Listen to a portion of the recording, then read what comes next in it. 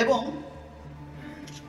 এখন মাঝে মাঝে আমরা যখন বসি back paddling through the hands expert Maharouf catch miss তো ম্যাচ মিস। অধিনায়ক হয়ে কিভাবে ক্যাচ মিস করেন লিটন দাসের পর এবার ক্যাচ মিস করলেন তিশারা পেরেরা। ক্যাচ মিস না হলে পাওয়ার প্লেতেই 4-4টি উইকেট পড়ে যেত।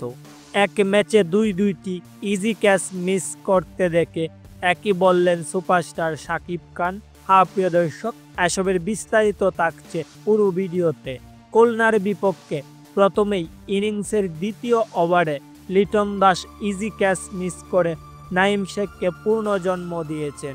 তারপর আবার পাওয়ার প্লের শেষ ওভারের পঞ্চম বলে বাউন্ডারি লাইনে ইজি ক্যাচ মিস করে ফেলেন অধিনায়ক তিশারা পেরেরা। গত ম্যাচেও একের পর এক ক্যাচ মিসের জন্য ম্যাচটি হেরেছে সাকিবের দল ঢাকা ক্যাপিটালস। আর আজ প্রথম থেকেই ঢাকার ক্যাচ মিস। ঢাকার প্লেয়ারদের এমন ক্যাচ মিস দেখে রেগে গেলেন সুপারস্টার শাকিব খান। রেগে গিয়ে তিনি বলেন, আমরা গত ম্যাচটাও আমাদের ভুলের জন্য ম্যাচ হেরেছি, এ ম্যাচেও ক্যাচ মিস, আমি কিছুই বুঝতে পারছি না। তো প্রিয় দর্শক, আজকের ম্যাচে কোন দল জিতবে বলে আপনি মনে করছেন?